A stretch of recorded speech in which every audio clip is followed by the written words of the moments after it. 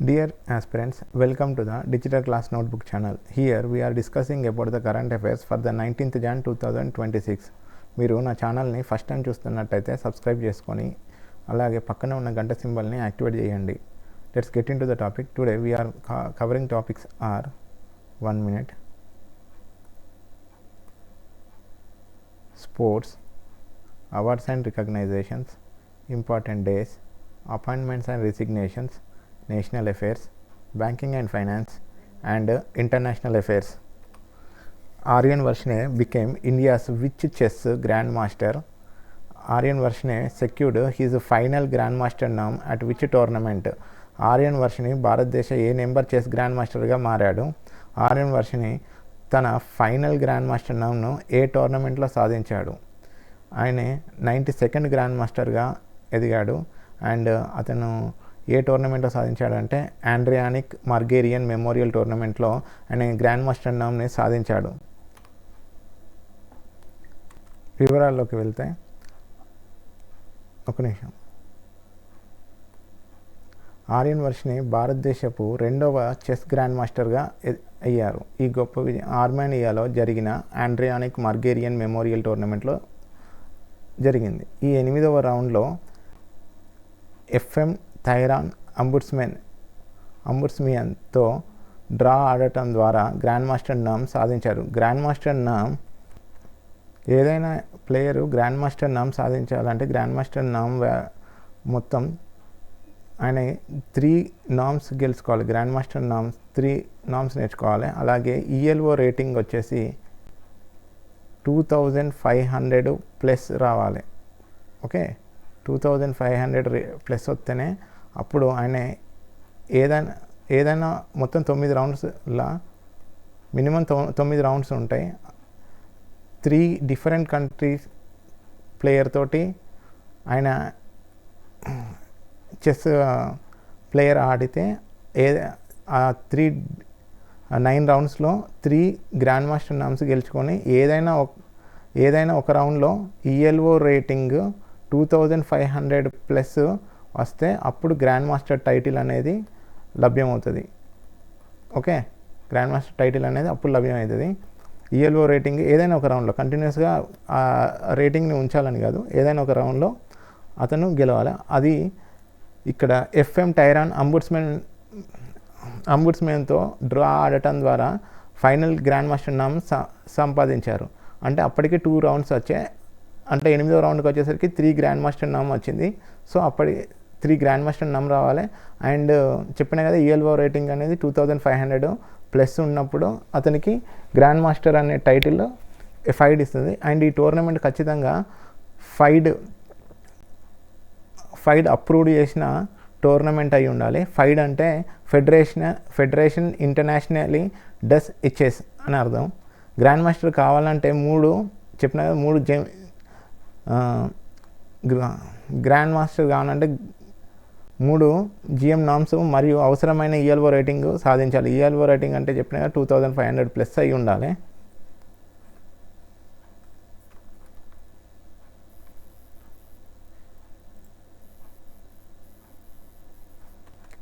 కేవలం 21 సంవత్సరాల వయసులోనే ఆర్యన్ వర్షిని ఢిల్లీ నుంచి వచ్చిన 8వ గ్రాండ్ మాస్టర్ అయ్యారు. ఈయన 8th grand master from Delhi నుండి 8th గ్రాండ్ మాస్టర్ అయ్యారు. ప్రస్తుతం భారత్లో 92 మంది చెస్ గ్రాండ్ మాస్టర్లు ఉన్నారు. ఇది ప్రపంచ చెస్లో భారత్ ఆధిపత్యాన్ని స్పష్టంగా చూపిస్తుంది. Aryan Varshini became the India's 92nd grand master and achievement completed at the Andrianic Margarian Memorial Tournament which is held in Armenia. Aryan Varshney secured final grandmaster name in the 8th round against FM Thairan Ambursman in the last round. Even before the last round మొత్తం 9 rounds అని చెప్పాను కదా, 9 రౌండ్స్లో ఇది 8th రౌండ్లో గెలిచాడు. ఒక్క round ముందు ఇతను ఆయన 3rd గ్రాండ్ మాస్టర్ నామ్ గెలుచుకున్నాడు. Grand master title is the highest title in the chess. Grand master title is the highest.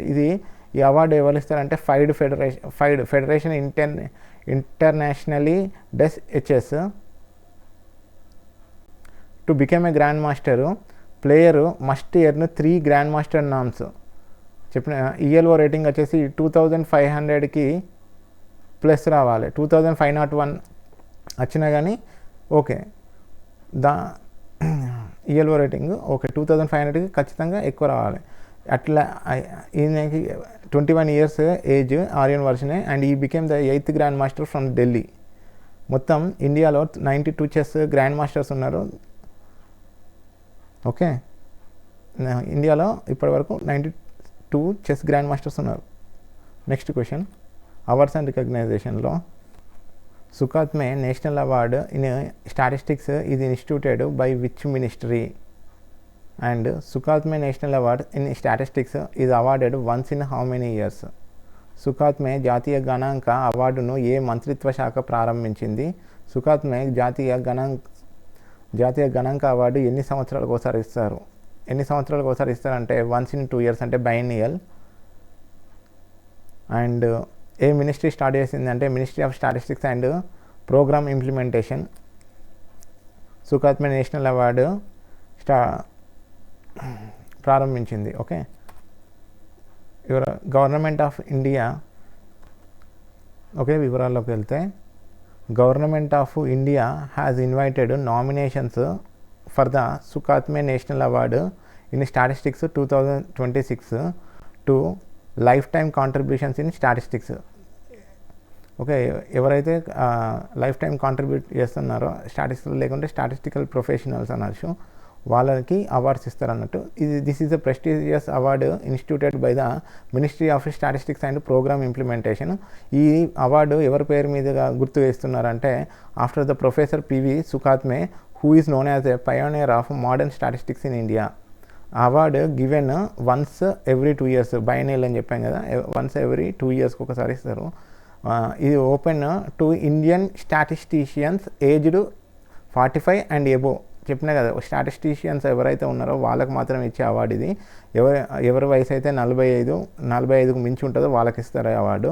వీళ్ళు ఈ అవార్డు పొందడానికి వీళ్ళు నామినేషన్స్ ఎట్లా సబ్మిట్ చేయాలంటే నేషనల్ అవార్డ్స్ పోర్టల్ అని ఉంటుంది. దాంట్లో వీళ్ళు లాస్ట్ డేట్ January 31st లోపు వాళ్ళ నామినేషన్స్ సబ్మిట్ చేయాలి. అప్పుడు ఈ అవార్డు అనేది ఎవరికి ప్రజెంట్ చేస్తారు అనేది సెలెక్ట్ చేసి స్టాటిస్టిక్స్ డే 29th June 2026 నాడు అవార్డు ఇస్తారన్నట్టు. వాళ్ళకి ఒక సైటేషన్ షాల్ వాళ్ళే ఒక మెమెంటో ఇస్తారు. అదే దాని అర్థం. సేమ్ భారతదేశ సుఖాత్మే జాతీయ గణాంక అవార్డు 2026 కోసం నామినేషన్లు ఆహ్వానించింది. ఇది గణాంక రంగంలో జీవితకాల సేవలు గుర్తిస్తుంది. Ministry of statistics programme implementation వాళ్ళు ఈ అవార్డుని అందిస్తారు అన్నట్టు. ఇది ఎవరు గుర్తుగా అంటే అవార్డు పేరుపై ప్రొఫెసర్ పివి సుఖాత్మే గారి పేరు మీద పెట్టబడింది. ఆయనను భారత ఆధునిక గణాంకాల పితామహుడు అని గుర్తిస్తారు. ఈ అవార్డు 2 సంవత్సరాలకు ఒక్కసారి ఇస్తారు. 45 సంవత్సరాలు పైబడిన భారతీయ గణాంకాలకు అర్హత ఉంటుంది. నేషనల్ అవార్డ్స్ పోర్టల్ ద్వారా వాళ్ళు నామినేషన్లు వేయాలి. చివరి తేదీ 31 January 2026 వరకు. అవార్డు ఎప్పుడు ఇస్తారంటే స్టాటిస్టిక్స్ డే 29 June 2026 రోజున ప్రదానం చేయబడుతుంది. వాళ్ళకి ఇచ్చేది ఏంటంటే ఒక సైటేషన్, శాల్వా, స్మారక చిహ్నం ఇవ్వబడతాయి. Okay, memento. Okay, next question. Okay, biology third question. Biologist Toby Kiers won which prestigious environmental award? Toby Kiers research mainly focus on which underground system? Biologist Toby Kiers ఏ ప్రతిష్టాత్మక పర్యావరణ అవార్డు గెలుచుకున్నారండి? Tyler prize of environmental achievement గెలుచుకున్నది. Prize పేరు Tyler prize, award పేరు Tyler prize for environmental achievement. Toby Kiers పరిశోధన ప్రధానంగా ఏ భూగర్భ వ్యవస్థపై ఉంది అంటే మైకోరైజల్ ఫంగల్ నెట్వర్క్స్ మీద ఆమె పరిశోధన చేసింది. Let's get into the details. Biologist ఈ మేడమే. Biologist Toby Kiers Tyler prize for environmental achievement లభించింది.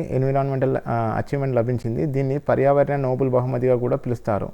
దీన్ని ఏమని పిలుస్తారంటే ఇంకో పేరు పర్యావరణ నోబెల్, ఎన్విరాన్మెంట్ నోబెల్ అని కూడా పిలుస్తారు. ఆమె పరిశోధన మైకోరైజల్ ఫంగల్ నెట్వర్క్పై చేసింది అన్నట్టు. చెట్ల వేర్లతో అదేంటిదంటే ఇవి చెట్ల వేర్లతో అనుసంధానమై ఉన్న భూగర్భ ఫంగస్లు నెట్వర్క్స్ అన్నట్టు. ఇది వ్యవస్థలో చెట్ల కార్బన్ ఉన్న షుగర్స్ ఇస్తాయి మరియు ఫంగై ఫాస్ఫరస్, నైట్రోజన్ వంటి పోషకాలు అందిస్తాయి చెట్లకు. ఓకే, టోబీ కియర్స్ పరిశోధన ప్రకారం ఈ ఫంగై సంవత్సరానికి 13 బిలియన్ టన్నుల కార్బన్, ఇది ఇంపార్టెంట్ అండి, ఈ ఫంగై సంవత్సరానికి 13 బిలియన్ టన్నుల కార్బన్ డైఆక్సైడ్ని గ్రహిస్తాయి అన్నట్టు. ఇది క్లైమేట్ చేంజ్ నిర్ణయాత్మక కీలకం. సో ఎక్కువ క్లైమేట్ డ్యామేజ్ కాకుండా ఉండడానికి కార్బన్ డైఆక్సైడ్ వల్లనే కదా అది ఈ ఫంగస్ అనేది గ్రహిస్తుందని చెప్తుంది. ఓకే, ఆమె ఫంగైని బయాలజికల్ మార్కెట్ ప్లేస్గా వివరించారు. అంటే డిమాండ్ ఉన్న చోట పోషకాలు అందించడం, ఇది మెదడు లేకుండానే జరిగే అద్భుత ప్రక్రియ అని ఆమె చెప్పింది. ఇలా ఇంపార్టెంట్ పాయింట్, ఆమె ఏ పరిశోధన చేసింది అంటే మైకోరైజల్ ఫంగల్ నెట్వర్క్. ఆమె గెలుచుకున్న అవార్డు ఏంటిదంటే tailor prize for environmental achievement. దాన్ని ఇంకో పేరు ఏంటిదంటే ఎన్విరాన్మెంటల్ నోబెల్ అని పిలుస్తారు. ఈమెకి ప్రైజ్ మనీ వచ్చేసి $250,000 ప్రజెంటెడ్ ఎవరు చేశారంటే యూనివర్సిటీ ఆఫ్ సౌతర్న్ కాలిఫోర్నియాలో చేశారు.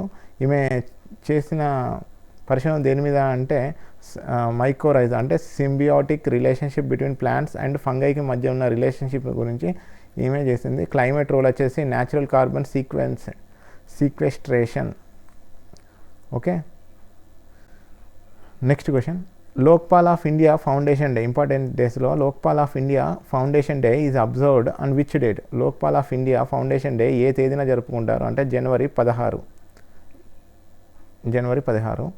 ఈరోజు విషయం Lokpal of India foundation day గురించి, ఇది జనవరి 16, 2026 జరుపుకున్నారు. లోక్పాల్ అనేది ఒక చట్టబద్ధమైన అవినీతి నిరోధక సంస్థ. ఇది లోక్పాల్ మరియు లోకాయుక్తుల చట్టం 2013 ద్వారా ఏర్పడింది. 2014 అమల్లోకి వచ్చింది. Okay, came in to force 2014 అన్నట్టు. ఫౌండేషన్ డే అంటే చట్టపరంగా లోక్పాల్ను స్థాపనను గుర్తు చేసే రోజు. 2026 కార్యక్రమం న్యూఢిల్లీలో సాధారణంగా నిర్వహించారు. ఇది మితవ్యయంను సూచిస్తుంది. ప్రస్తుతం లోక్పాల్ చైర్మన్గా జస్టిస్ ఎం ఖాన్విల్కర్ గారు ఉన్నారు. ఇది ఇంపార్టెంట్ పాయింట్.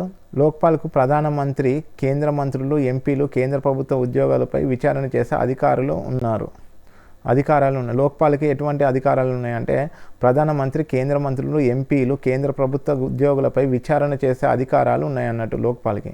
ఇది ఇంపార్టెంట్. ఫిర్యాదులు పెరగడం వల్ల ప్రజల్లోకి లోక్పాల్పై నమ్మకం పెరుగుతుంది. ఓకే, మ్యాండేట్ ఏంటిదంటే anti corruption enquiries union level covers PM, ministers, MPs and central government అఫీషియల్స్ని ఇది లోక్పాల్ కింద కవర్ చేస్తారు అన్నట్టు. టోటల్ మెంబర్స్ వచ్చేసి ఒక చైర్పర్సన్, 8 మెంబర్స్ అంటారు. టెన్యూర్ వచ్చేసి 5 years or till 70 years whichever earlier. చైర్పర్సన్కి అండ్ జస్టిస్ ఎం ఖాన్విల్కర్ గారు చైర్పర్సన్గా ఉన్నారు. Lokpal came into the force 2014. ఇది ఎప్పుడు యాక్ట్ పాస్ అయిందంటే 2013. Every year Lokpal foundation day ఎప్పుడు జరుపుకుంటామంటే 16 జనవరి. ఓకే, సింపుల్గా ఉంది కదా. నెక్స్ట్ క్వశ్చన్, అపాయింట్మెంట్స్ అండ్ రిసిగ్నేషన్లో 5th క్వశ్చన్. Shri Praveen Vashishtha was appointed as vigilance commissioner in which body? Under which act Shri Praveen Vashishtha appointed as a vigilance commissioner? Shri Praveen Vashishtha ఏ సంస్థలో విజిలెన్స్ కమిషనర్గా నియమితులయ్యారు? ఏ చట్ట ప్రకారం విజిలెన్స్ కమిషనర్గా నియమితులయ్యారు? సెంట్రల్ విజిలెన్స్ కమిషన్గా ఆయన అపాయింట్ చేయడం జరిగింది. అంతేకాదు ఆయన సెంట్రల్ విజిలెన్స్ ఏ యాక్ట్ కింద నియమితులయ్యారు అంటే ఏ చట్ట ప్రకారంగా ఆయన నియమితులయ్యారంటే సెంట్రల్ విజిలెన్స్ కమిషన్ యాక్ట్ 2023 ప్రకారం ఆయన నియమితులయ్యారు, అపాయింట్ అయ్యారు. వివరాల్లోకి వెళ్తే ప్రవీణ్ వశిష్ఠను భారతదేశంలో అత్యున్నత అవినీతి నిరోధక సంస్థ అయిన కేంద్ర విజిలెన్స్ కమిషన్లో విజిలెన్స్ కమిషనర్గా నియమించారు. ఈ నియామకం కేంద్ర విజిలెన్స్ కమిషనర్ చట్టం 2003 ప్రకారం భారత రాష్ట్రపతి ద్వారా జరిగింది. 1991వ బ్యాచ్ ఇది ఇండియన్ పోలీస్ సర్వీసు, 1991 బ్యాచ్ అధికారి బీహార్ క్యాడర్కు చెందినవారు. ఆర్థిక నేరాలు, చట్టాల అమలు, అంతర్గత భద్రత రంగాల్లో విస్తృత అనుభవం ఉన్న వ్యక్తి అన్నట్టు. 2026 జనవరిలో 16న ఆయన ప్రమాణ స్వీకారం చేశారు. అంటే ఓత్ కేంద్రం విజిలెన్స్ కమిషనర్గా ప్రమాణాన్ని చేశారన్నట్టు. కేంద్ర విజిలెన్స్ కమిషనర్ అవినీతి కేసుల్లో కేంద్ర దర్యాప్తు సంస్థ సెంట్రల్ బ్యూరో ఆఫ్ ఇన్వెస్టిగేషన్పై పర్యవేక్షణ అధికారాన్ని కలిగి ఉంటుంది. అంటే సెంట్రల్ సిబిఐ మీద వాళ్ళు తీసుకొచ్చిన రిపోర్ట్స్ని వాళ్ళు ఒకసారి ఎంక్వైరీ చేయడం అలాంటివి ఈయన హ్యాండ్ ఓవర్లో జరుగుతాయి అన్నట్టు. Shri Praveen Vashishtha has been appointed as a vigilance commissioner, central vigilance commission which is a top anti corruption watching dog. చెప్పినా కదా, వాళ్ళు సిబిఐ వాళ్ళు అవినీతి కేసులో కేంద్ర ఓన్లీ కరప్షన్స్కి సంబంధించిన మాత్రమే. His appointment was made by the President of India under the Central Vigilance Commission Act 2023 statutory status. His 1991 batch Indian Police Service from Bihar cadre, law enforcement, economic offences, internal security, well experience ఉన్న వ్యక్తి అన్నట్టు. He took an oath of office on January 16, 2026 and administered by the Central Vigilance Commissioner. Central Vigilance Commission supervises corruption cases and exercises superintendence over the Central Bureau of Investigation. Central bureau of investigation అంటే central CBI ఏదైతే corruption cases hand over take up చేస్తుందో వీటిని ఈయన మళ్ళీ supervise చేస్తాడు అన్నట్టు. దాన్నే ఇదే హెడ్ అన్నట్టు సెంట్రల్ విజిలెన్స్ కమిషన్ అనేది. ఇది appointment strengths, transparency, accountability and integrity in public administration. Next question, who is Yemen's new prime minister appointed in January 2026? Who accepted the resignation of Yemen's prime minister? Yemen కొత్త ప్రధాని ఎవరు జనవరి 2026లో?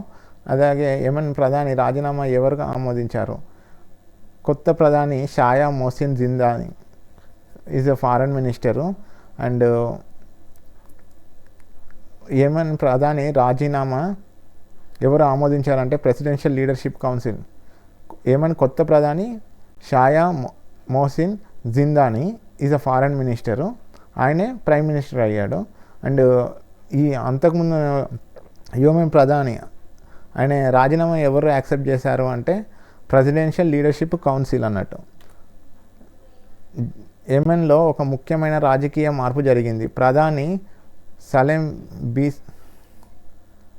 Minister Salem bin break తన రాజీనామాను సమర్పించగా దాన్ని అధ్యక్ష నాయకత్వ మండలి అంటే presidential leadership council ఆమోదించింది.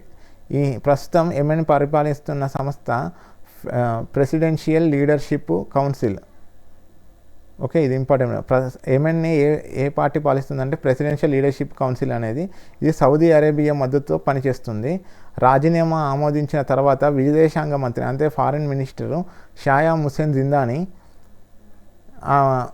మేము యెమెన్ కొత్త ప్రధానిగా నియమించబడ్డారు. ఇది ఇంపార్టెంట్ పాయింట్. ఈ మార్పు Saudi Arabia, United Arab Emirates మధ్య పెరుగుతున్న ఉద్రిక్తల మధ్య జరిగింది. అంతే 2015లో నుండి కొనసాగుతున్న యెమెన్ పౌర యుద్ధం దేశంలో రాజకీయ అస్థిరతకు ప్రధాన కారణంగా ఉంది. Yemen major political change in January 2000. Prime minister Salem bin Breik resign చేశాడు. ఈయన రిసిగ్నేషన్ యాక్సెప్ట్ చేసింది presidential leadership council. The presidential leadership council is an executive authority currently governing Yemen with Saudi Arabia's support. ఇదే party. ఈ పార్టీకి ఇతను రాజీనామా ఆమోదించడం జరిగింది. ఇది ఎవరి హ్యాండ్ ఓవర్లో జరుగుతుంది? ఇది గవర్నింగ్ అన్నట్టు. Yemen with current Saudi Arabia support తోటి ఈ పార్టీ రన్ అవుతుంది. And after accepting the resignation accept చేసినాక కొత్తగా షాయా మొహసిన్ జిందాని ఎవరైతే ఫారెన్ మినిస్టర్ ఉన్నారో అతను న్యూ ప్రైమ్ మినిస్టర్ ఆఫ్ యెమెన్గా అపాయింట్మెంట్ జరిగింది. Leadership change happen during the rising tensions. ఈ tensions between Saudi Arabia and United Arab Emirates tensions మధ్య ఈ లీడర్షిప్ పదవి కొత్తగా ఫారెన్ మినిస్టర్కి అందించడం జరిగింది.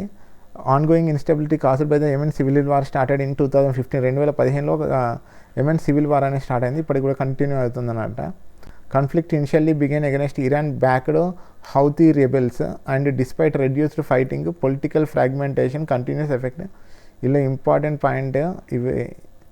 ఏమైనా కొత్త ప్రధాని ఎవరు రాజీనామా చేశారు, ఎవరికి అప్పచెప్పారు, అండ్ ఏ పార్టీ ఏ దేశపు సపోర్ట్ తోటి ఏమైనా గవర్నమెంట్ ఫామ్ చేసి ఉంది అంటే సౌదీ అరేబియా తోటి. అండ్ ఫారెన్ మినిస్టర్ కాస్త కొత్త ప్రైమ్ మినిస్టర్ అయ్యాడు.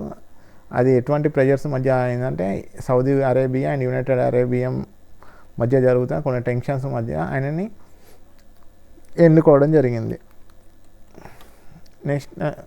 National affairs. Indian and Germany signed a joint declaration of intent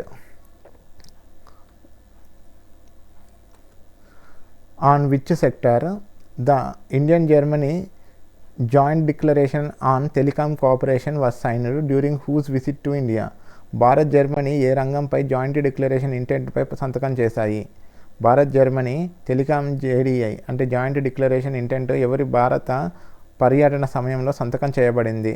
recent చెప్పుకున్నాం కదా, జర్మనీ ఛాన్సలర్ ఫ్రెడరిచ్ మెర్జ్ ఏషియాకి ఇండియాకి ఫస్ట్ టైం రావడం అఫీషియల్గా. అండ్ ఎంఓయు సైన్ చేసింది ఏంటిదంటే టెలికమ్యూనికేషన్స్కి సంబంధించి జాయింట్ డిక్లరేషన్ ఇండియాకును జర్మనీకి మధ్య జరిగిన సైన్ అగ్రిమెంట్. ఇది వివరాల్లోకి వెళ్తే జర్మనీ మరియు భారత్ మరియు Germany joint declarent of intent పై టెలికమ్యూనికేషన్ సహకారం కోసం సంతకం చేశాయి. ఎంఓయు ఒప్పందం జరిగింది. ఈ ఒప్పందం జర్మన్ ఛాన్సలర్ ఫెడరిక్ మెర్జ్ భారత పర్యటన సమయంలో జరిగింది. నిన్న కైట్స్ ఎగిరేసుకున్నానని మనం చెప్పుకున్నాం కదా, ఇవాళ అగ్రిమెంట్ జరిగింది. అది దేని గురించి అంటే కమ్యూనికేషన్స్కి సంబంధించి ఒక ఒప్పందం జరిగింది. భారత్ తరఫున department of telecom communications DOT department of telecommunication ఈ జేడీఐ అంటే జాయింట్ డిక్లరేషన్ ఇంటెంట్ పై సంతకం చేసింది. జర్మనీ తరఫున federal ministry for digital transformation and government modernization BMDS పాల్గొంది. జర్మనీ తరపున ఇది జాయింట్ డిక్లరేషన్ ఇంటెంట్ ముఖ్యమైన లక్ష్యం ఏంటిదంటే డిజిటల్ ఇన్నోవేషన్, పాలసీ సహకారం మరియు స్థిరమైన సాంకేతిక అభివృద్ధి. పాలసీ ఇది రెండు దేశాల ఇన్ఫర్మేషన్ అండ్ కమ్యూనికేషన్ టెక్నాలజీ రంగంలో కలిసి పనిచేస్తాయి. ఇది భారత్ జర్మనీ వ్యూహాత్మక భాగస్వామ్యాన్ని మరింత బలోపేతం చేయడం. ఎగ్జామ్ కీ పాయింట్స్ చూద్దాం. Joint declaration bilateral cooperation framework అన్నట్టు. సెక్టార్ వచ్చేసి telecommunications and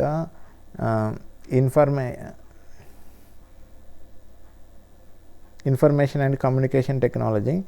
signed during the visit of German chancellor Friedrich Merz January 2026 జరిగింది. ఇండియా సైడ్ నుండి ఎవరు ఆమోదం సంతకం చేసింది అంటే department of telecommunications. And Germany side ఎవరు సంతకం చేశారంటే federal ministry of digital transformation and government modernisation. వీళ్ళు ఏ ఏరియా మీద ఫోకస్ చేస్తారు అంటే policy, regulation, manufacturing and innovation. Policy సహకారం మరియు స్థిరమైన సాంకేతిక అభివృద్ధి. చెప్పినా కదా జేడీఏ లక్ష్యం ఏంటిదంటే డిజిటల్ ఇన్నోవేషన్, పాలసీ సహకారం మరియు స్థిరమైన సాంకేతిక అభివృద్ధి. Okay, next question. India foreign exchange banking and ఫైనాన్స్లో 7th question. India foreign exchange reserves రోజు అంటే పెరిగాయంట. ఎంత అంటే $687.19 billion for the week ended January 9, 2026. As per the data released by which institution? ఏ ఇన్స్టిట్యూషన్ ఈ డేటా రిలీజ్ చేసింది? Okay, which component mainly supported rise in India's forex reserves reported week?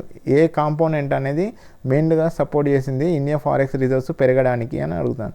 January 9, 2026 ముగిసిన వారానికి భారత్ ఫారెక్స్ నిల్వలు ఏ సంస్థ విడుదల చేసిన data ప్రకారం పెరిగాయి? ఈ వారం భారత ఫారెక్స్ నిల్వలు పెరగడానికి ప్రధాన కారణమైన భాగం ఏది అంటే గోల్డ్ రిజర్వ్స్ విపరీతంగా పెరిగింది gold reserve rate and gold rate పెరగడం వల్ల పర్చేస్ చేయడం తగ్గలేదు. అండ్ సో ఎవ్రీ ఇయర్ కంటే కూడా ఈసారి గోల్డ్ రిజర్వ్స్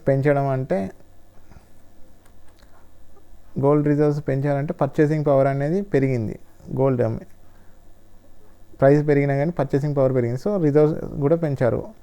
దానివల్ల ఫారెన్ ఎక్స్చేంజ్ రిజర్వ్స్ రేజ్ అయింది. ఎంతకు రేజ్ అయినాయి అంటే 687.19 బిలియన్కి. ఇది ఈ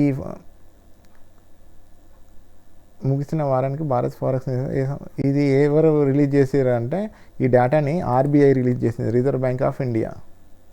వివరాల్లోకి వెళ్తే Indian foreign exchange reserves increased 392 million to 687.19 billion for the week ended January 9, 2026. 392 million నుండి 687 బిలియన్కి పెరిగడానికి ఫారెన్ ఎక్స్చేంజ్ రిజర్వ్స్ పెరిగాయి. అంటే అది for the week ended January 9, 2026కి. రిజర్వ్ బ్యాంక్ ఆఫ్ ఇండియా అంటే ఇండియా సెంట్రల్ బ్యాంక్ ఇది came after a sharp fall in the previous week, showing weekly volatile reserves due to valuation changes and global price movements. Foreign currency assets held in foreign currency declined by 1.124 billion, mainly due to exchange rate fluctuations.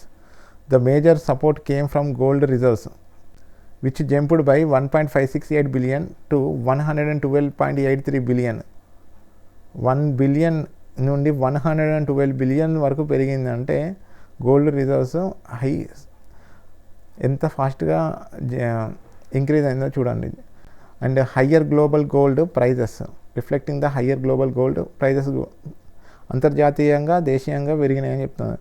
India special drawing rights SDR అంటే international reserves asset created by IMF declined slightly and IMF reserves position also fell marginally.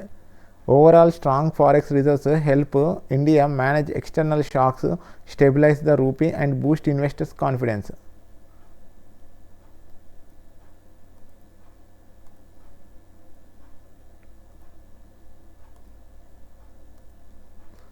Reserve bank of India విడుదల చేసిన data ప్రకారం భారత విదేశీ మార్క నిల్వలు 392 మిలియన్లు పెరిగి 687.19 బిలియన్స్కు చేరాయి. 392 మిలియన్స్ పెరిగిందంట. 687 ఇప్పుడు ప్రజెంట్ బిలియన్ ఎంత ఫారెన్ ఎక్స్చేంజ్ రిజర్వ్స్ వాల్యూ ఎంత అంటే 687 బిలియన్స్. ఇంతకుముందు అది ఎంత వాల్యూ పెరిగిందంటే 392 మిలియన్స్ పెరిగింది. గత వారం భారీగా తగ్గిన తర్వాత ఈ వారం పాక్షిక పునరుద్ధరణ కనిపించింది. ఇది విలువల మార్పులు మరియు గ్లోబల్ ధరల ప్రభావం వల్ల జరిగింది. ఫారెన్ కరెన్సీ అసెట్స్ విదేశీ కరెన్సీలో ఉన్న ఆస్తులు 1.124 బిలియన్లు తగ్గాయి. దీనికి కరెన్సీ మారకం ప్రభావం కారణం. వాల్యూ పడిపోయింది ఇండియన్ కరెన్సీ. అయితే బంగారం నిల్వలు 1.568 బిలియన్లు పెరిగాయి. అంటే 112 బిలియన్లు 112.83 బిలియన్స్కు చేరాయి. బంగారం నిల్వలు 1.568 బిలియన్స్ పెరిగి 112.83 బిలియన్కి చేరాయి. ఇది అంతర్జాతీయ బంగారం ధరలు పెరగడం వల్ల జరిగింది. సో ఇంటర్నేషనల్గా పెరిగితే మన నేషనల్లో కూడా పెరిగాయి. So special drawing rights IMF సృష్టించిన అంతర్జాతీయ నిల్వ ఆస్తి మరియు IMF రిజర్వ్ స్థానం స్వల్పంగా తగ్గాయి. బలమైన ఫారెక్స్ నిల్వలు భారత్కు బాహ్య ఆర్థిక ఒత్తిళ్లు ఎదుర్కొనేందుకు మరియు రూపాయిని స్థిరంగా ఉంచేందుకు సహాయపడతాయి. ఎంత పెరిగింది ఇందులో ఫస్ట్ పాయింట్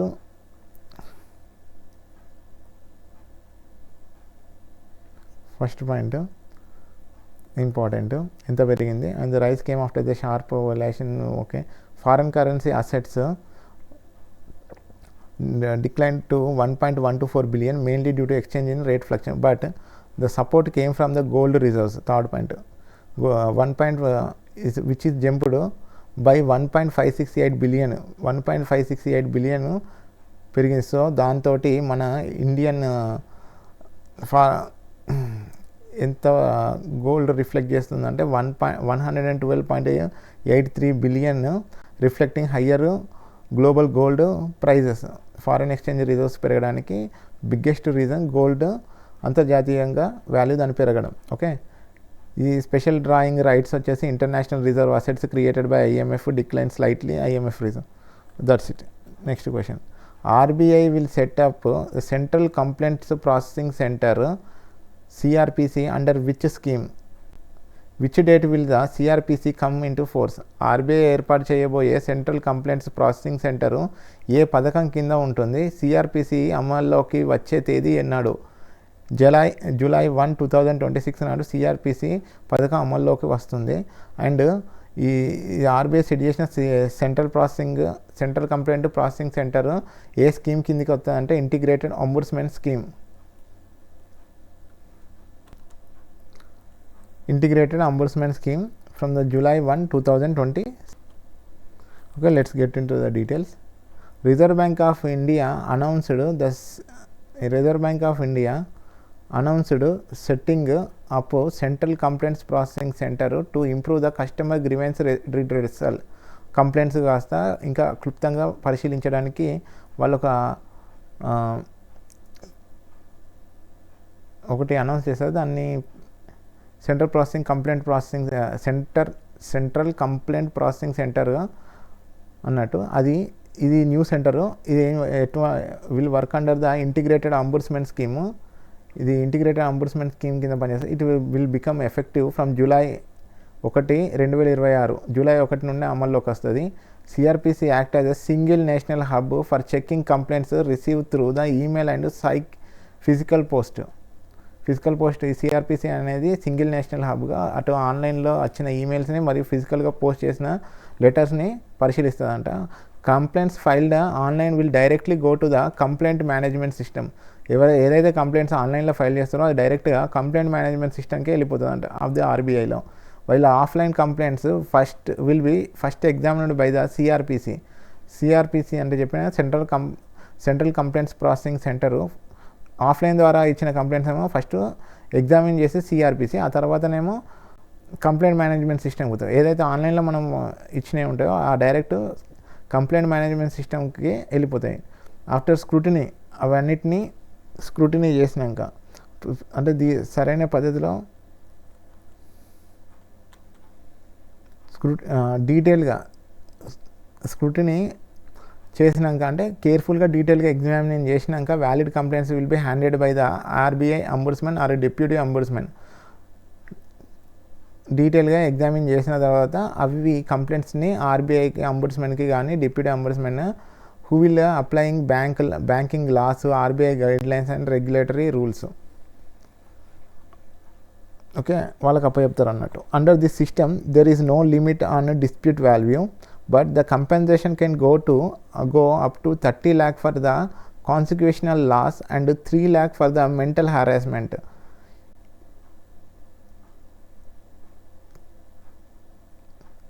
ఎంత అంటే నష్టానికి 30 లక్షలు, మానసిక వేధింపులకు 3 లక్షల వరకు పరిహారం ఇవ్వచ్చని దీని ఉద్దేశం. అంటే ఇది ఇచ్చే తీర్పు చెప్తుంది అన్నాడు.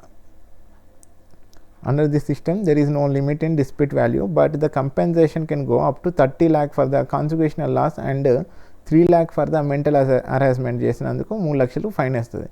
Overall, this reforms aims to ensure the faster, uniform and consumer-friendly grievance resolution across India. Okay. Reserve Bank of India customer ఫిర్యాదుల పరిష్కారాన్ని వేగవంతం చేయడానికి సెంట్రల్ కంప్లైంట్ ప్రాసెసింగ్ సెంటర్ని తీసుకొని వచ్చింది. ఈ రిజర్వ్ బ్యాంక్ ఆఫ్ ఇండియా తీసుకొచ్చిన కొత్త వేగవంతంగా కస్టమర్ ఫిర్యాదులు పరిష్కరించడానికి ఏం తీసుకొచ్చింది? CRPCని తీసుకొచ్చింది. ఇది కేంద్రం ఇంటిగ్రేటెడ్ అంబుడ్స్మెన్ స్కీమ్ కింద పనిచేస్తుంది. ఇది జూలై 1, 2020 నుంచి అమల్లోకి వస్తుంది. CRPC ద్వారా ఈమెయిల్ ద్వారా, పోస్ట్ ద్వారా వచ్చిన ఫిర్యాదులు మొదటిగా పరిశీలిస్తాయి. ఆన్లైన్లో దాఖలైన ఫిర్యాదులు నేరుగా రిజర్వ్ బ్యాంకు కంప్లైంట్ మేనేజ్మెంట్ సిస్టంలో నమోదవుతాయి. అదే సరైన ఫిర్యాదులు తర్వాత RBI ఒంబుడ్స్మెన్ లేదా డిప్యూటీ ఒంబుడ్స్మెన్ పరిశీలిస్తారు. వారు బ్యాంకింగ్ అంటే ఆఫ్లైన్లో వచ్చిన వాళ్ళే. వారు బ్యాంకింగ్ చట్టాలు మరియు ఆర్బీఐ మార్గదర్శకాల ఆధారంగా నిర్ణయం తీసుకుంటారు. ఆర్బీఐ రూల్స్ అండ్ యాక్ట్స్ ప్రకారమే నిర్ణయాలు తీసుకుంటారు. ఎవరికి ఇష్టం వచ్చిన వాళ్ళు తీసుకోలేరు ఈ అంబుడ్స్మెన్ వాళ్ళు. ఈ పథకం కింద వివాదం మొత్తానికి పరిమితి లేదు, కానీ పరిణామ నష్టానికి 30 లక్షలు మరియు మానసిక వేధింపులకు 3 లక్షల వరకు పరిహారం ఇవ్వవచ్చు. అంటే ఇది మ్యాక్సిమం వాల్యూ. ఇదే అందరికి ఇస్తారని కాదు, మ్యాక్సిమం వాల్యూ. ముందు ఎగ్జామిన్ చేసి అదంతా కరెక్టేనా లేదా, నీకు ఇచ్చిన కంప్లైంట్ పర్ఫెక్ట్, వాళ్ళు బ్యాంకు వాళ్ళు పట్టించుకోకపోతేనే నువ్వు ఇక్కడికి వచ్చి కంప్లైంట్ ఇచ్చావు అన్నీ ఎగ్జామిన్ తరోగా చేసినాకనే అవును వాళ్ళు పట్టించుకోలేదని వాళ్ళు అప్పుడు అంబుడ్స్మెన్ వాళ్ళు నిర్ణయం తీసుకున్నాకనే అప్పుడు వాళ్ళు ఒక అమౌంట్ని ఫైనలైజ్ చేస్తారు. 30 lakhs అనేది ఫైనల్. అంటే అందరికీ 30 lakhs ఇస్తారని కాదు, నువ్వు అకార్డింగ్ టు ద కంప్లైంట్ బట్టి నువ్వు నష్టపోయిన దాన్ని బట్టి వాళ్ళు అమౌంట్ని ఇస్తారు. మరియు మానసిక వేధింపులకు 3 లక్షల వరకు పరిహారం ఇవ్వవచ్చు. చర్య ద్వారా ఫిర్యాదుల పరిష్కారం వేగంగా, ఒక విధంగా మరియు వినియోగదారులకు అనుకూలంగా మారుతుంది. Next question. SEBI's new mutual fund rules allowing performance based experiences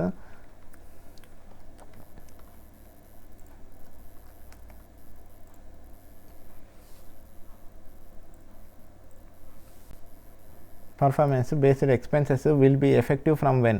What is the new concept introduced by the SEBI to separate asset management company fees from other costs? SEBI అంటే తెలుసుగా, securities exchange board of India కొత్త mutual fund నిబంధనలు ఎప్పటి నుంచి అమల్లోకి వస్తాయి? కొత్త నిబంధనలు ఎప్పటి నుంచి అమల్లోకి వస్తాయంటే option B April 1, 2026. Asset management company ఫీజులను ఇతర ఖర్చుల నుంచి వేరు చేయడానికి సెబీ తీసుకొచ్చిన కొత్త భావన ఏది అంటే base expense ratio, BER. SEBI securities and exchange board of India తీసుకొచ్చిన కొత్త మ్యూచువల్ ఫండ్ నిబంధనలను April 1, 2026 నుంచి అమల్లోకి వస్తాయి. ఇది ముఖ్యమైన నియంత్రణ మార్పు. ఇందులో ముఖ్యమైన మార్పు ఏంటిదంటే పర్ఫార్మెన్సెస్ లింక్డ్ ఎక్స్పెన్సెస్ ఛార్జింగ్. అంటే అసెట్ మేనేజ్మెంట్ కంపెనీ ఫండ్ బాగా పనిచేస్తేనే ఎక్కువ ఫీజు తీసుకునే అవకాశం ఉంటుంది. కొన్ని అసెట్ మేనేజ్మెంట్ కంపెనీస్ ఫండ్స్ తీసుకొస్తాయి కానీ అందులో ఎటువంటి గ్రోత్ ఉండదు. Example SBI innovative fund. ఇందులో ఇన్వెస్ట్ చేస్తే 1 year ఎప్పటికీ ఇందులో ఎటువంటి గ్రోత్ లేదు. రీసెంట్గా 1 year బ్యాక్ వచ్చిన fund no use, 0 growth, 0% growth. ఇట్లాంటి అసెట్ మేనేజ్మెంట్ కంపెనీస్ కొన్ని ఫండ్స్ తీసుకొస్తే ఆ ఫండ్స్ని వీళ్ళు నిఘా పెట్టి దాన్ని బట్టే ఛార్జెస్ చేస్తారు, ఎక్స్పెన్సెస్ ఛార్జెస్ చేస్తారు అన్నట్టు. ఈ మ్యూచువల్ ఫండ్స్లో ఇన్వెస్ట్ చేసే వాళ్ళకి ఇది బాగా తెలుస్తుంది. SEBI base expenses ratio BER అనేది కొత్త భావనను ప్రవేశపెట్టింది. ఇది AMC తీసుకునే నిర్వహణ ఫీజు మాత్రమే చూపిస్తుంది. Securities transaction tax, brokerage, stamp duty వంటి ఖర్చులు ఇకపై వేరువేరుగా వెల్లడించాలి. దీనివల్ల పెట్టుబడిదారులకు స్పష్టత పెరుగుతుంది. అలాగే ట్రస్టీలు మరియు ఉన్నత అధికారుల బాధ్యతలు పెంచి పెట్టుబడిదారులకు రక్షణ బలపరిచింది. SEBI securities and exchange board of India ఒక కొత్త mutual fund rules and regulations తీసుకొచ్చింది. అది ఎప్పటి నుంచి అమల్లోకి వస్తుందంటే April 1, 2026 నుండి. Major reform mutual fund expenses and charged. How to mutual fund expenses are charge?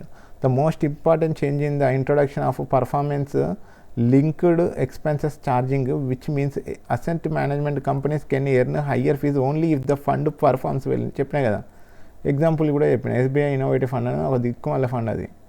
So అటువంటి యూజ్లెస్ ఫండ్స్లో ఇప్పుడు క్లయింట్స్ ఇన్వెస్ట్ చేశారనుకో, వాళ్ళకి ఏం రాదు కానీ వీళ్ళు ఎక్స్పెన్సెస్ ఛార్జెస్ ఉంటాయి అన్నట్టు. మనం ఏదన్నా fund with in the time limit కాకముందు తీసేసినా కొన్నిటికి 1 year ఉంటుంది.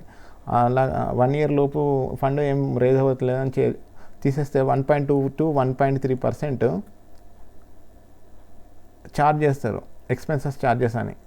కొన్నిటికి 4% కూడా ఉంటుంది, కొన్నిటికి 3 ఉంటుంది, కొన్నిటికి 2% ఉంటుంది. ఈ ఎక్స్పెన్సెస్ ఛార్జెస్ ఫండ్ ఏం పర్ఫార్మెన్స్ చేయనప్పుడు వాళ్ళ ఎక్స్పెన్సెస్ ఛార్జెస్ ఎందుకు ఛార్జ్ చేస్తారని ఈ సెబీ కొత్త రూల్స్ తీసుకొని వచ్చింది. అది ఎప్పటి నుంచి అమల్లోకి వస్తుంది అంటే April 1, 2026 నుండి అమల్లోకి వస్తుంది. సెబీ హ్యాస్ ఇంట్రడ్యూస్డ్, ఇది ఒక ఎగ్జాంపుల్, చాలా ఫండ్స్ ఉన్నాయి అట్లా పనిచేయని దిక్కుమాల ఫండ్స్ అన్నీ. SEBI has introduced a new concept called base expense ratio. SEBI కొత్తగా ఒక కాన్సెప్ట్ని రిలీజ్ చేసింది, బేస్ ఎక్స్పెన్స్ రేషియో అనేది, which represents only AMC management fee unlike earlier system will where all cost were bundle together. ఈ కంచెలు ఇది BER అనేది కొత్త కాన్సెప్ట్ తీసుకొచ్చింది కదా, బేస్ ఎక్స్పెన్స్ రేషియో. ఇది AMC మేనేజ్మెంట్ ఫీ ఇది వరకు లాగా అన్ని ఒక దాంట్లో బండిల్ టుగెదర్గా కాకుండా వేరువేరుగా cost like security transaction tax, brokerage stamp, duty and exchanges fees now will be disclosed separate చూపిస్తే అన్ని ఒక దాంట్లో కాదు. ఈ కంచెలు మొత్తం అంతా ఒకటి దాంట్లో వేసి ఇంత టోటల్ అని చెప్పింది కదా. ఈ కంచెలు అట్లా కాకుండా దానికి బ్రోకరేజ్ ట్యాక్స్ ఇంత, స్టాంప్ డ్యూటీస్ ఇంత, ఎక్స్చేంజ్ ఫీజు ఇంత అయింది, అవన్నీ సపరేట్గా చూపించాలి అని ఇది SEBI అనేది April 1, 2026 నుండి అమల్లోకి రాబోతుంది. SEBI has also strengthened governance norms making trustees and senior management more accountable to protect investors interests. Okay, next question. International who handed her Nobel peace prize medal to the Donald Trump in January 2026. According to the Norwegian Nobel Institute, what is the legal status of the Nobel Prize once awarded? January 2026లో Donald ట్రంప్కు Nobel శాంతి బహుమతి medal ఎవరు ఇచ్చారంటే Maria కొరియానా మకాడో. ఆమెకు వచ్చిన Nobel ప్రైజ్ని నువ్వే తీసుకో అని ఇచ్చిందంట. గొప్ప మనసు ఉండాలి. నార్వేజియన్ నోబెల్ ఇన్స్టిట్యూట్ ప్రకారం నోబెల్ బహుమతి ఇచ్చిన తర్వాత దాని చట్టపరమైన స్థితి ఏమిటి? Final and permanent. ఎవరికి ఇస్తే వాళ్ళకే, ఎవరికి పడితే వాళ్ళకి ఇచ్చినా కానీ అది నీ పేరు మీద ఉంటుంది అక్క అని ఎవరు చెప్పారు? నార్వేజియన్ నోబెల్ ఇన్స్టిట్యూట్ చెప్పింది. వివరాలకు వెళ్తే జనవరి 2026 అమెరికా మాజీ అధ్యక్షుడు డొనాల్డ్ ట్రంప్ వెనెజులా ప్రతిపక్ష నాయకురాలు మరియు మరియా కొరీనా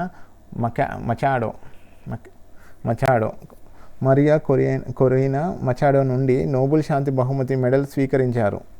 దీనివల్ల చాలామందికి మెడల్ తీసుకుంటే నోబెల్ బహుమతి వచ్చిందా అనే సందేహం కలిగింది.